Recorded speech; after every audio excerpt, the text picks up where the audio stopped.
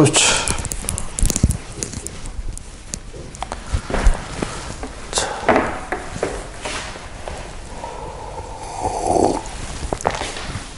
자, 반갑습니다.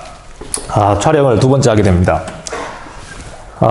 우리 지난 시간에 청동기 시대 그 동아시아 문화 같이 봤었죠. 쌤이 보면 알겠지만 이 촬영은 2주 뒤에 다시 하는 거예요. 한 번 해서 그냥 끝낼라 했는데 이 오프라인 계약이 언제 될지 몰라서 더 찍어둡니다.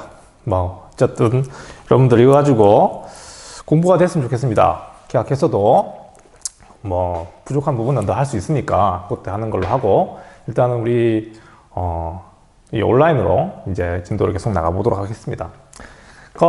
뭐 계속 이어지는 내용입니다. 보면 알겠지만 쌤이 그동안 좀 이제 이발도 하고 좀 바뀌었어요. 자, 뭐 산뜻하게 한번 시작해 봅시다.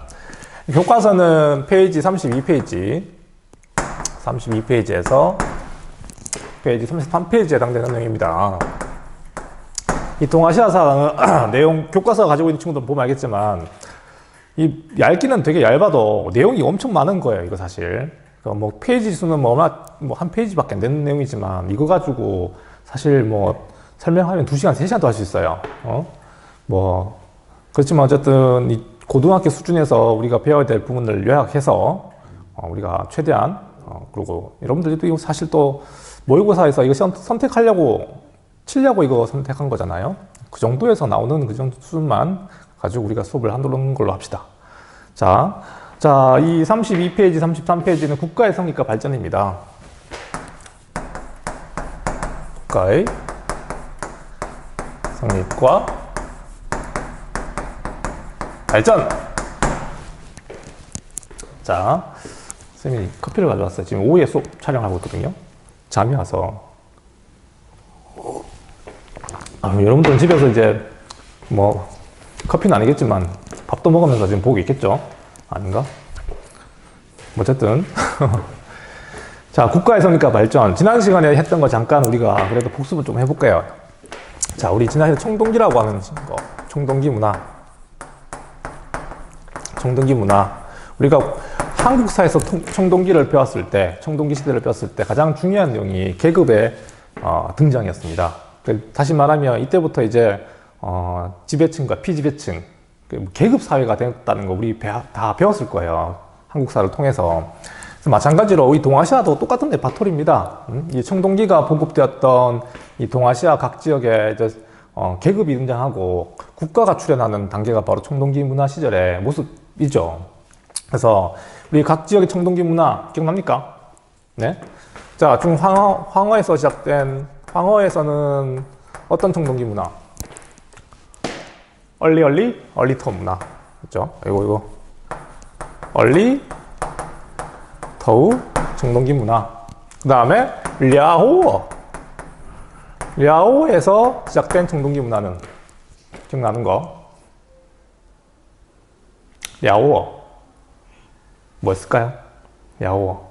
뭐, 우리, 야오 지방에서 뭐 청동기 문화라고 뭐 명칭적으로 배우진 않았지만 뭐 고인돌이라든가 또 뭐 있었다 그랬습니까? 비파양 동검 뭐 이런 걸 말한다고 우리 했었죠, 지난 시간에.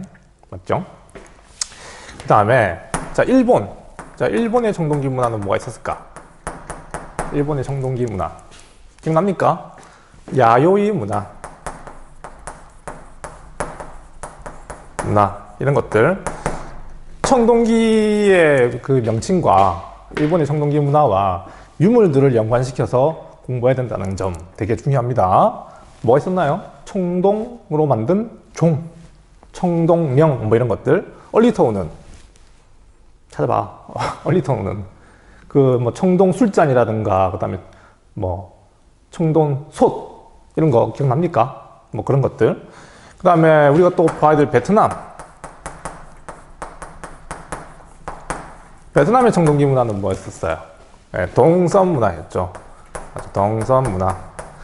이런 식으로 이제 각 지역에 청동기 문화가 등장하고 점차 이런 지역을 중심으로 국가들이 등장하는 그런 이야기가 바로 오늘 주제입니다. 알겠습니까? 자, 그런 걸 바탕으로 해서 또 이제 지도를 한번 그려볼게요. 자, 그러면은 동아시아 각 지역에 이런 청동기 문화를 바탕으로 했던 최초의 국가들은 뭐가 있었을까? 자, 그런 내용을 갖다가 아마 이번 동영상 찍는 이거 가지고 다 설명 못 합니다. 아마 다음 동영상까지 이어질 내용이라서 이를 적어줄게요. 다음 시간에 2를 하겠습니다. 알겠습니까? 한꺼번에 못해. 최대한 20분 내에 끊으려고 노력 중입니다. 자, 이렇게 동아시아 각 지역에 이제 청동기가 확산되면서 각 지역마다 이제 국가들이 등장해요. 우리가 그래서 가장 주목해야 될 거, 동아시아는 사실 중국이라고 하는 지역이 가장 중심이었죠. 그러다 보니까 중국사를 중심으로 볼 수밖에 없습니다. 자, 그래서 우리 이 황하가 흐르는 이 지역에서 먼저 우리 중국에서 최초에 등장하는 국가들 먼저 볼게요. 그래서 이 황하라고 하는 지역, 여기는 여러분들 알다시피 지난 시간에 우리 같이 공부했다시피 농사는 가능하나 벼농사는 불가능한 지역이라고 했죠. 기후상으로 강수량이 충분하지 못하기 때문에 농사는 가능하나 벼농사 같은 그런 농사는 이루어질 수 없는 지대입니다. 어쨌든 간에 가장 일찍부터 농사가 시작됐던 지역이 이쪽이었고, 이런 농사 일을 중심으로 해서 이제 서서히 부를 가진 자와 그다음에 부를 가지지 못한 피지배층으로 나눠진 그런 사회가 등장하게 되는데, 어쨌든 우리 중국에서 가장 첫머리에 등장하는 국가라고 하면은 먼저 은이라고 하는 나라를 들 수 있어요. 다른 말로 상이라고도 하는 국가입니다. 어쨌든 청동기 문화를 배경으로 해서 가장 중국의 최초의 국가는 우리는 은나라. 중학교 역사에도 나왔던 거였죠, 이거. 맞죠? 그 은나라가 바로 첫 번째 국가였습니다. 최초의 국가.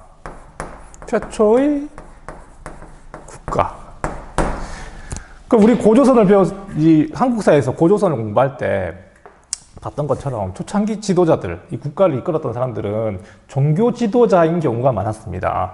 그래서 이 사람들은 정치를 함에 있어가지고 어떤 그 종교적 행위 이런 것들이 굉장히 중시했다고 알려져 있었어요. 우리 당군안검이 어떤 건지 기억나죠? 당군안검. 당군은 뭐였을까?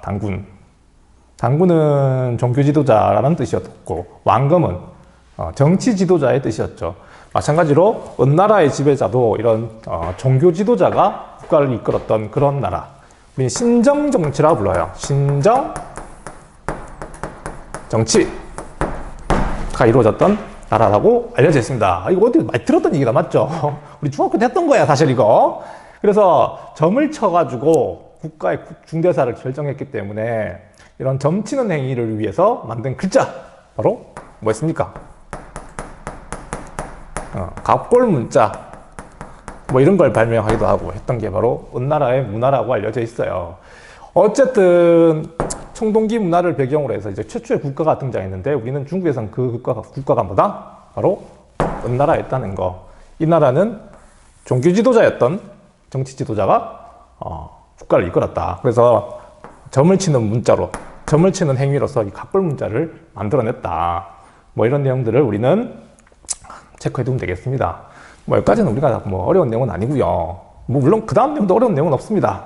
자, 쌤이 계속 얘기했다시피 이 동아시아 초창기 얘기는 우리 중학교 때 4대 문명 배울 때 했던 그 황하 문명하고 비슷한 레파토리라서 어려운 내용은 아니에요. 우리 중학교 때 했던 거 리마인드 시킨다는 생각으로 보면 되겠습니다. 자, 그랬던 은나라가 정확한 역사는 알 수 없어요. 너무 오래전 일이라. 이 은나라도 망하게 됩니다. 은은 그 다음 나라의 주인공인 이 주나라에 의해서 멸망하게 되죠. 여러분들 그 사자성어 중에 혹시 그 주지웅님이라고 하는 사자성어 들어본 적 있죠? 주지웅님. 이게 뭔 내용입니까? 주지웅님. 우리 한자 시간에 배웠던 주지웅님. 기억나는지 모르겠지만 그 술로 저수지를 만들고 그 고기로 숲을 이룬다. 하여튼 방탕한 생활을 얘기하는 거죠. 마찬가지로 아니고 이 주나라를 건국한 사람이 바로 무왕이라는 사람인데, 무왕이라고 하는 사람인데, 이 사람은 은나라의 마지막 왕이었던 주왕을 멸하고 죽이고 이 주를 세우게 됩니다. 이 은나라의 마지막 왕이었던 이 주왕이 굉장히 방탕한, 이거 물으면 안 되는데, 방탕한 그런 생활을 했나 봐. 거기서 나온 사자성어가 바로 주지웅림이라고 알려져 있어요.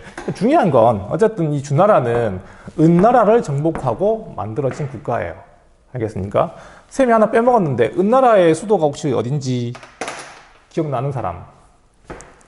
없겠죠. 은호라고 하는 곳이었어요. 은호. 은호라고 하는 곳에서 처음 이제 국가가 시작됐던 거였고, 수도입니다. 수도. 이 주나라 무왕은 이 은호를 뭐라 했다고? 정복했다고. 원래 수도는 어디였을까?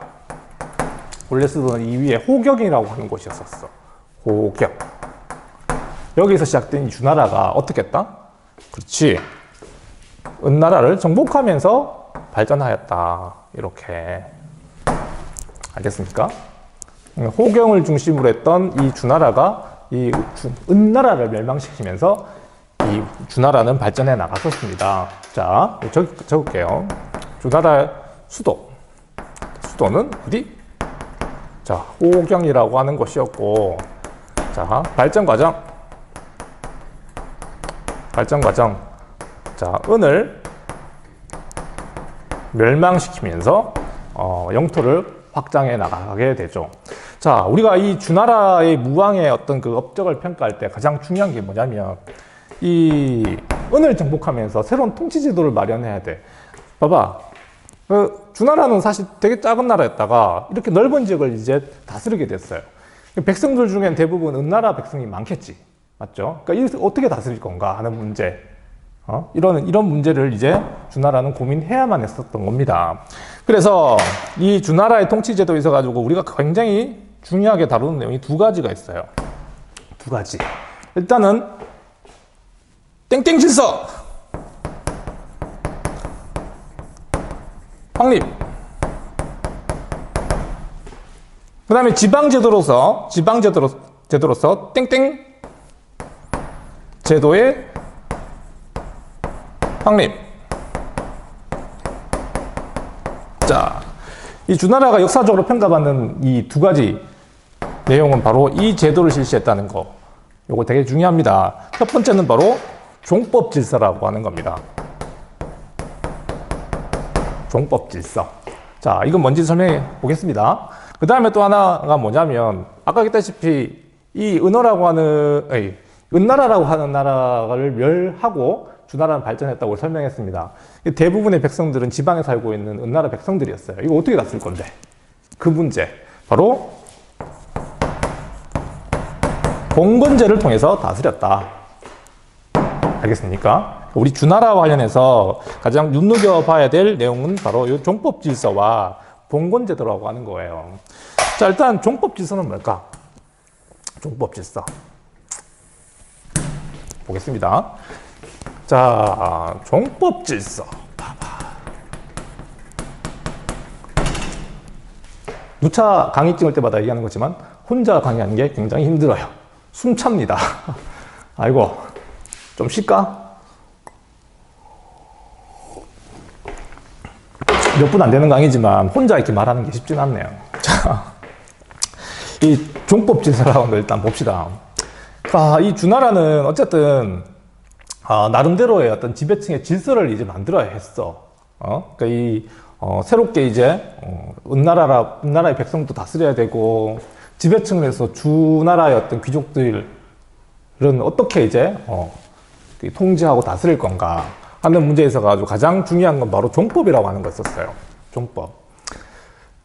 여러분들은 뭐 이거 종법이라고 하는 게 좀 와닿는지 모르겠지만 일종의 제사의식입니다. 이것도 우리가 우리 집 명절 때 보면 전부 다 큰 집으로 가서 우리가 어른들께 인사드리잖아. 큰 집이라 하면 집안에 가장 어르신이 계신 곳이죠. 거기가 큰 집인 거지.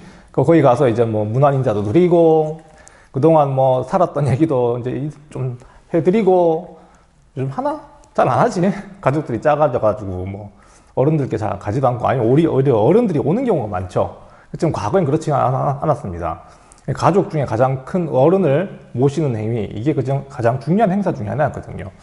종법이라 불러요. 쉽게 얘기하면 이 당시 주나라의 주나라의 어떤 그 최고 통치자를 천자라 불렀거든. 천자가 있으면 이 천자 아래에는 수많은 제후들이 있었습니다. 제후 등등등등.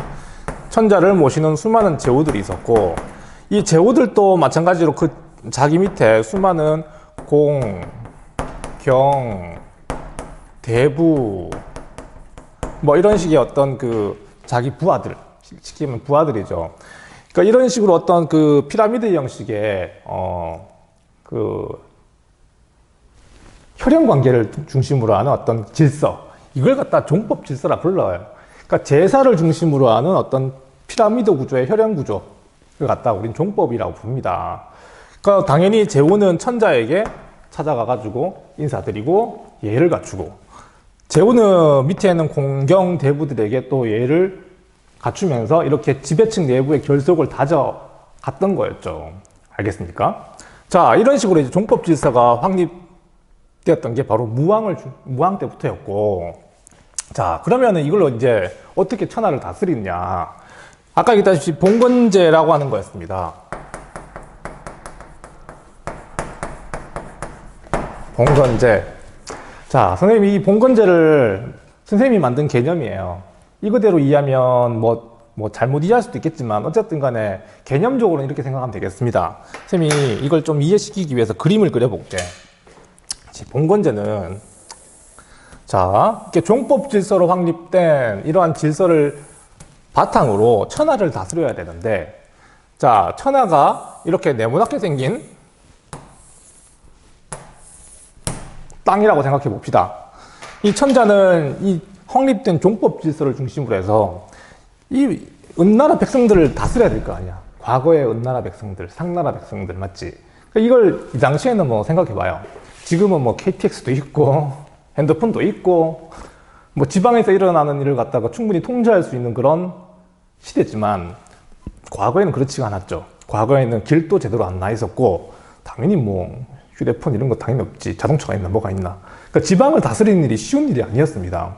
그래서 가장 혈연적으로 가까운 친척들을 갖다가 지방에 분봉하는 게 바로 봉건제도예요.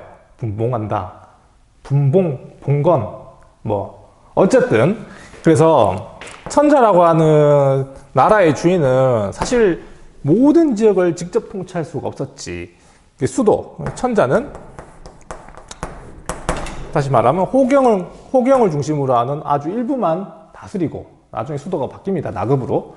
그 수도만 통치하고, 지방에 대한 통치는 사실상 누구에게 맡긴다? 바로, 그렇지, 제후들에게 통치권을 일임하는 형식이었습니다. 그게 바로 봉건제예요. 다시 말하면 천자는 그 지방에 대한 통치권을 갖다가 누구에게? 제후들에게 나누어주고, 얘네들은 천자에게 충성을 맹세하도록 하는 그런 방식의 지방 통치 조직, 체계를 갖다 우리 뭐라 부른다? 봉건제라 부릅니다. 봉건제. 이해가 쉽죠? 당연히 아까 얘기했다시피 공경대부와 같은 제후 밑에 또 다른 어떤 그 혈연 관계를 중심으로 하는, 아니면 혈연 관계가 아니더라도 뭔가 자기에게 충성을 바치는 그런 신하들에게 이 제후들은 또 어떻게 이 지방에 또 다른 지방을 또 어떻게 다스렸을까? 마찬가지로 또 나눠주는 겁니다. 지방을 또 제후는 자기가 다스린 일부만 직접 다스리고 나머지는 공경대부들에게 또 나눠주는, 이렇게 개서적이고 피라미드 형식의 지방 통치 조직을 갖다 우리는 봉건제라 부릅니다. 알겠습니까? 자, 우리가 이번 시간에 가장 중요하게 다뤄야 할 내용은 바로 주나라의 종법 질서와 봉건제도였었어요. 알겠습니까? 중학교 때 한번 다뤄봤을 겁니다. 처음 듣는 생소한 내용은 아니에요. 알겠습니까? 어쨌든 이 주나라가 확립한 통치체제, 어쨌든 우리 역사를 공부하면서 가장 중요한 게 뭐냐면, 사실 국가의 어떤 통치체제라든가 그 다음에 뭐 사회제도, 어머나 방송이 나오네.